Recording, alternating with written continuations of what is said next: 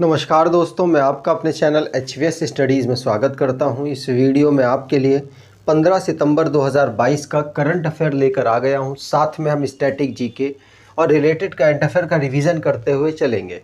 अगर आप इस चैनल पर पहली बार आए हो तो चैनल को सब्सक्राइब कर लीजिएगा। वीडियो अच्छी लगे तो वीडियो लाइक करके ज़रूर जाइएगा। लास्ट में आपके लिए क्विज़ रखा है, उस क्विज़ को ज़रूर सॉल्व कीजिएगा। चलिए बात करते हैं लास्ट डे के क्विज़ की। तो लास्ट डे आपसे क्वेश्चन पूछा गया था, which state is the host of the first national conference on sustainable coastal management in India. तो आप सभी ने आंसर दिया था उड़ीसा, और उड़ीसा ही यहाँ पर बिल्कुल सही आंसर है। पहला national conference sustainable coastal management के लिए भारत में होस्ट किया गया किसके? उड़ीसा के द्वारा। आज के पहले क्वेश्चन की बात करें तो आज का पहला क्वेश्चन है, which state chief minister announces first ever cinematic tourism policy 2022-2027। तो किस स्टेट के चीफ मिनिस्टर ने सिनेमैटिक टूरिज्म पॉलिसी 2022-2027 को लॉन्च किया है? तो आपको बता दूं, ये इनॉग्रेट किया गया किसके द्वारा? तो भूपेंद्र भाई पटेल जी के द्वारा, जो कि गुजरात के चीफ मिनिस्टर हैं। अजय देवगन साहब भी इनॉग्रेशन के समय पर अवेलेबल थे। तो याद रखिएगा, जो गुजरात है उसने सिनेमा के लिए पर्यटन नीति बनाने की घोषणा की है। एक 5 साल की पूरी एक पॉलिसी बनाई जाएगी, जिससे कि ज़्यादा से ज़्यादा पर्यटन यहाँ पर आ सके, सिनेमा से रिलेटेड जो पर्यटन है वो यहाँ पर डेवलप हो सके। तो याद रखिएगा, यहाँ पर सी ऑप्शन बिल्कुल सही हो जाएगा। तो गुजरात के चीफ मिनिस्टर भूपेंद्र भाई पटेल जी के द्वारा गुजरात की पहली सिनेमैटिक टूरिज्म पॉलिसी को डेवलप किया गया, जिसमें अजय देवगन साहब भी अवेलेबल थे। और आपको बता दूं, state government minister Shri Purnesh Modi ji भी यहाँ पर अवेलेबल थे। तो इनके बारे में तो मत ही जानिए तो कोई दिक्कत नहीं, लेकिन आपको पता होना चाहिए tourism policy, cinematic tourism policy 2022-2027 की गुजरात के द्वारा बनाई गई। आपको यहाँ पर बता दूं कि गुजरात की कैपिटल है गांधीनगर। आचार्य देवव्रत यहाँ के गवर्नर हैं। चीफ मिनिस्टर भूपेंद्र भाई पटेल हैं। रिसेंटली में जो स्टेट से रिलेटेड करंट अफेयर बने हैं उनको रिवाइज कर लेते हैं। पहला क्वेश्चन पढ़ लिया। दूसरा है, गुजरात के चीफ मिनिस्टर ने resident safety and security portal को लॉन्च किया। उड़ीसा की गवर्नमेंट ने चट्टा नाम की एक रेन हार्वेस्टिंग स्कीम को लॉन्च किया।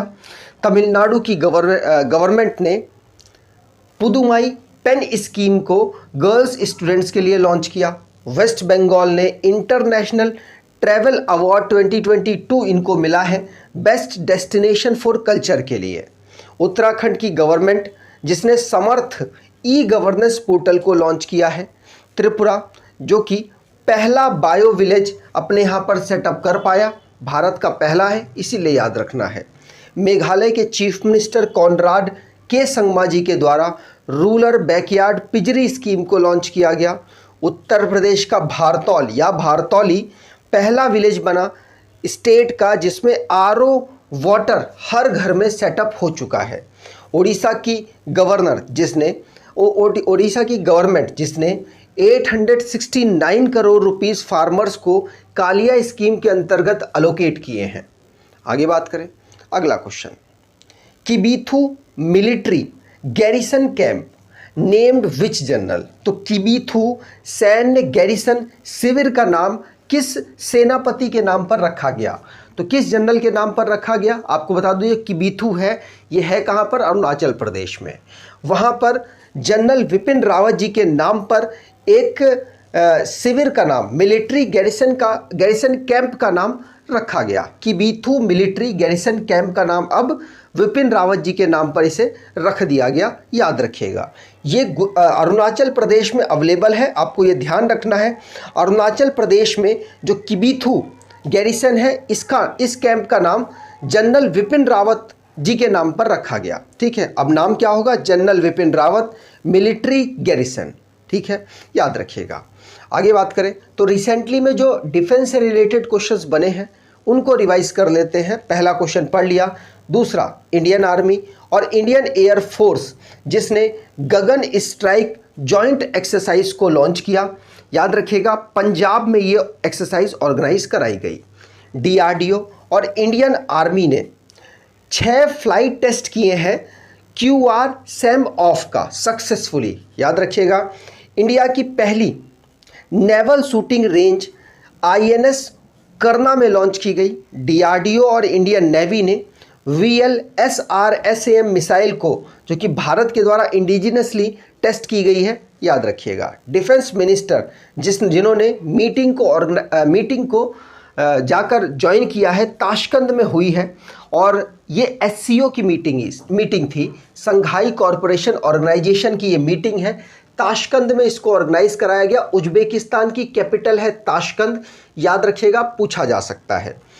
हिंदुस्तान एरोनॉटिक्स लिमिटेड के द्वारा पहली मार्केट ऑफिस खोली गई मलेशिया में, जिससे कि तेजस को बेचा जा सके।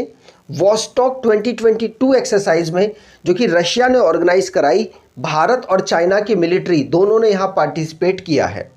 इंडिया जिसने गिफ्ट कर दिया है डॉर्नियर मैरिटाइम रिकॉनेंस एयरक्राफ्ट श्रीलंका को।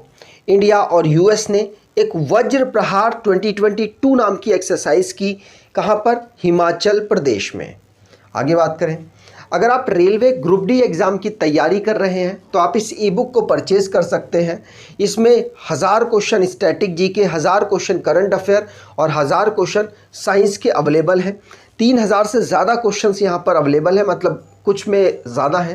तो आपको बता दूं, आप इसे परचेज़ कर लेंगे तो आपके आने वाले एग्ज़ाम के लिए मोस्ट इम्पॉर्टेंट होगी और आपको बेनिफिट मिलेगा। तो डिस्क्रिप्शन बॉक्स में लिंक है, वहाँ से आप इसे परचेज़ कर सकते हैं। Which state to host 3 Ranji trophy matches for the first time? तो पहली बार ऐसा हो रहा है कि इस स्टेट ने रणजी ट्रॉफी के जो मैचेस हैं ऑर्गेनाइज होंगे। अब ये कौन सा स्टेट है? तो BCCI ने सिक्किम में ऐसा अनाउंस कर दिया है कि पहली बार ऐसा होगा कि रणजी के 3 मैचेस को यहाँ पर ऑर्गेनाइज कराया जाएगा। तो सिक्किम आंसर यहाँ पर बिल्कुल सही होगा। सिक्किम के साथ साथ आपको ये ध्यान रखना है कि 3 नॉर्थ ईस्ट की जो टीम है वो भी यहाँ पर पार्टिसिपेट करेंगी। मिज़ोरम, मणिपुर और अरुणाचल प्रदेश की टीम BCCI ने अप्रूव दिया है, याद रखना है। आगे बात करें तो रिसेंटली में जो स्पोर्ट्स से रिलेटेड करंट अफेयर बने हैं उनको रिवाइज कर लेते हैं। जैसे पहला क्वेश्चन पढ़ लिया। दूसरा, मैक्स वर्स्टप्पन साल के सबसे सक्सेसफुल कारों के रेसर हैं। इन्होंने चार्ल्स लेक्लेयर को हराकर जो इटालियन ग्रैंड प्रिक्स है उसको जीत लिया। स्पेनिश प्लेयर हैं जिनका नाम है अल्काराज गार्जिया और पोलैंड की टेनिस प्लेयर हैं आई स्वितेक, जिन्होंने 2022 का US ओपन जीता। जो अल्काराज है पहली बार जीते हैं, इसलिए इनका नाम इंपॉर्टेंट है। एशिया कप 2022 में श्रीलंका ने 23 रनों से पाकिस्तान को हरा दिया। UAE में इसको ऑर्गेनाइज कराया गया। 36 नेशनल गेम का मस्कट और एंथम लॉन्च किया गया हमारे होम मिनिस्टर अमित शाह जी के द्वारा। अपेक्षा फर्नांडिस पहली इंडियन वुमेन बनी है जिन्होंने वर्ल्ड जूनियर स्विमिंग चैंपियनशिप में फाइनल पर पहुंची। Victor Axelsen BWF Badminton World Federation की वर्ल्ड चैंपियनशिप में सिंगल टाइटल को जीत चुके हैं। सात्विक सिराज और चिराग, इन दोनों ने पहला मेडल भारत को दिलाया बैडमिंटन वर्ल्ड चैंपियनशिप में। रोहित शर्मा ने मार्टिन गप्टिल को पीछे छोड़कर T20 इंटरनेशनल में सबसे ज़्यादा रन बना दिए हैं। विराट कोहली ऐसे पहले इंडियन प्लेयर बन गए जिन्होंने 100 मैचेस तीनों फॉर्मेट में खेल लिए। अंतिम पंगाल इंडिया के पहले अंडर 20 वर्ल्ड चैंपियनशिप में, ये भारत को जो रेसलिंग की वर्ल्ड चैंपियनशिप हुई थी वहाँ पर भारत को इन्होंने गोल्ड मेडल दिलाया अंडर 20 कैटेगरी में। ठीक, आगे बात करें। वर्ल्ड हिंदी दिवस इज सेलिब्रेटेड ऑन, तो विश्व हिंदी दिवस कब मनाया जाता है?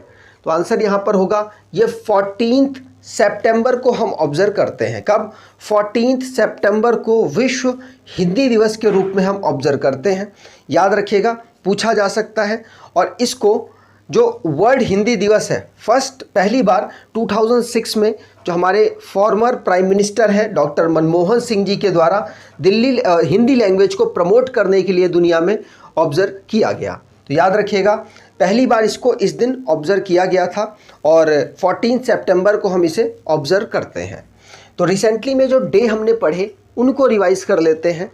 जैसे national nutrition week first week of सितंबर को हम ऑब्ज़र्व करते हैं, वर्ल्ड कोकोनट डे 2 सितंबर को, 5th राष्ट्रीय पोषण माह 1 to 30 सितंबर को, नेशनल टीचर्स डे हम ऑब्ज़र्व करते हैं 5 सितंबर को, इंटरनेशनल डे ऑफ चैरिटी हम 5 सितंबर को ऑब्ज़र्व करते हैं, international day of clean air for blue sky 7 September, international literary day हम 8 सितंबर को, हिमालयन दिवस हम 9 सितंबर को, वर्ल्ड सुसाइड प्रिवेंशन डे हम 10 सितंबर और हिंदी दिवस हम 14 सितंबर को ऑब्ज़र्व करते हैं। अगले क्वेश्चन की बात करें, India has decided to invite which of the country as guest during its G20 presidency. तो G20 की प्रेसिडेंसी भारत को दिसंबर 2022 में मिल जाएगी और 2023 में भारत G20 को होस्ट करने वाला है। इस साल इंडोनेशिया के द्वारा होस्ट की जा रही है G20 की जो समिट है। अब आपको बता दूं, भारत 2023 में होस्ट करेगा तो भारत के पास राइट है कि बहुत सारे कंट्रियों, मतलब जिनको चाहे उनको गेस्ट के रूप में इस मीटिंग में बुला सकता है। G20 की जो मीटिंग होगी वहाँ पर बुला सकता है। तो भारत ने अपने पड़ोसी देश जिसके साथ बहुत अच्छे रिलेशन चल रहे हैं, बांग्लादेश को यहाँ पर इनवाइट किया है। बांग्लादेश ही नहीं, और भी बहुत सारी कंट्रियों को भारत ने यहाँ पर इन्वाइट करा है। आपको बता दूँ, Egypt, Mauritius, Nigeria, Netherland, Singapore, Oman, Spain और यूनाइटेड अरब एमिरेट्स को गेस्ट कंट्रीज़ के रूप में यहाँ पर G20 में और भारत ने बुलाया है। तो याद रखिएगा 2023 में भारत के यहाँ पर ऑर्गेनाइज होगी G20 की मीटिंग। अगला question, which state government to provide a unique farm ID to the farmers. तो फार्मर्स के लिए एक यूनिक ID प्रोवाइड की जाएगी जिसमें कि जो सरकारी जो स्कीम्स हैं उनका बेनिफिट फार्मर्स को डायरेक्टली मिल सके और उनकी इंफॉर्मेशन फार्मर तक आसानी से पहुंचाई जा सके। इसके लिए यूनिक फार्म ID किस सरकार के द्वारा प्रोवाइड कराई जाएगी फार्मर्स को, तो आपको बता दूं ये उत्तर प्रदेश के द्वारा प्रोवाइड कराई जाएगी। तो यहाँ पर बी ऑप्शन बिल्कुल सही हो जाएगा। आगे बात करें तो Uttar Pradesh unique farm ID provide कराने वाला है। आधार वेरिफिकेशन होगा, मतलब आधार से इसको लिंक कर दिया जाएगा जिससे कि कोई भी घपलाबाजी इसमें ना हो सके। बात की जाए उत्तर प्रदेश की तो लखनऊ इसकी कैपिटल है, डिस्ट्रिक्ट 75 है, गवर्नर आनंदी बेन पटेल है, चीफ मिनिस्टर योगी आदित्यनाथ हैं। आगे बात करें अगला question, India is set to reintroduce cheetahs from Namibia in which national park. तो किस नेशनल पार्क में नामीबिया से जो चीता आएंगे उनको री इंट्रोड्यूस किया जाएगा। तो आपको बता दूं, भारत साउथ अफ्रीका से और नामीबिया से डील कर चुका है कि हमें चीता चाहिए, अफ्रीकन चीता चाहिए।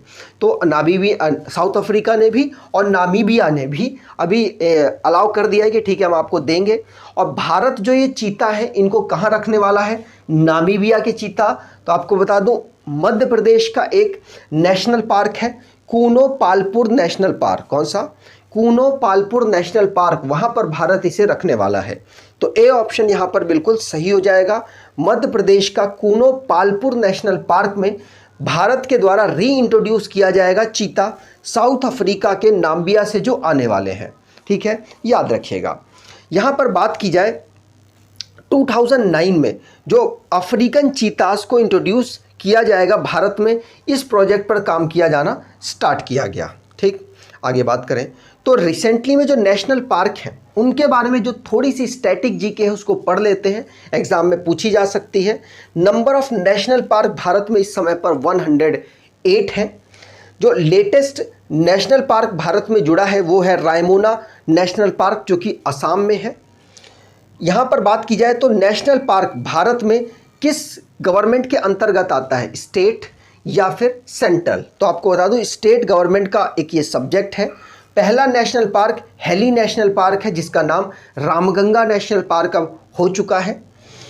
लार्जेस्ट नेशनल पार्क कौन सा है, तो हेमिस नेशनल पार्क जो कि लद्दाख में है वो लार्जेस्ट नेशनल पार्क है। Floating national park Keibul Lamjao national park है जो कि मणिपुर में है। Smallest national park South Button Island national park है जो कि अंडमान निकोबार में अवेलेबल है। तो ये स्टैटिक जीके था नेशनल पार्क का। आपको अच्छा लगा हो तो वीडियो लाइक ज़रूर कीजिएगा। अगला question, which bank has become the first in India to issue an electronic bank guarantee. तो कौन सा बैंक ऐसा है जिसने इलेक्ट्रॉनिक बैंक गारंटी जारी करने वाला भारत का पहला बैंक बन गया। तो आपको बता दूं ये बैंक है HDFC। कौन? HDFC भारत का प्राइवेट सेक्टर में सबसे सक्सेसफुल बैंक, सबसे नंबर 1 वाला बैंक HDFC ने इलेक्ट्रॉनिक बैंक गारंटी को जारी किया है और ये पहला ऐसा बैंक बना जो कि इलेक्ट्रॉनिक बैंक गारंटी इशू करने वाला है। ठीक है, तो यहाँ बी ऑप्शन बिल्कुल सही होगा। National e governance service limited के द्वारा पार्टनरशिप के माध्यम से electronic bank guarantee HDFC bank के द्वारा लॉन्च की जाएगी। HDFC बैंक की बात करें तो शशिधर जगदीशन यहाँ के CEO हैं। हेडक्वार्टर मुंबई में है और फाउंड किया गया था 1994 मुंबई में। आगे बात करें, अगला question, which organisation in its report stated that 50 million people worldwide are stuck in modern slavery।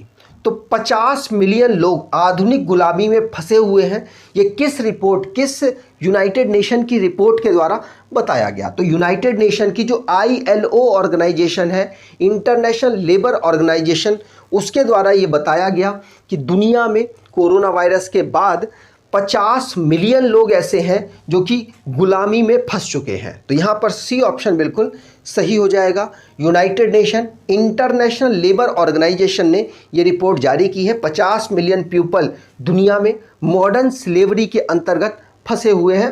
Corona virus के बाद ज़्यादा लोग फंस गए।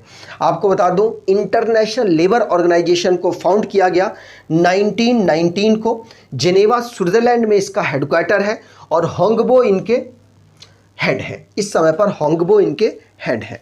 ठीक है, तो आज के क्विज की बात करें तो which Indian city is the host of national defence MSME conclave and exhibition. तो आपको कमेंट बॉक्स में आंसर देना है कि national defence MSME conclave and exhibition को किस इंडियन सिटी के द्वारा होस्ट किया जाएगा। तो कमेंट बॉक्स में डिटेल में आंसर दीजिएगा। अगर आपको ये वीडियो अच्छी लगी है तो आपसे अनुरोध करूंगा वीडियो को लाइक कर दीजिएगा, चैनल को सब्सक्राइब कर लीजिएगा और एटलीस्ट अपने कुछ दोस्तों तक वीडियो को शेयर ज़रूर कीजिएगा। धन्यवाद।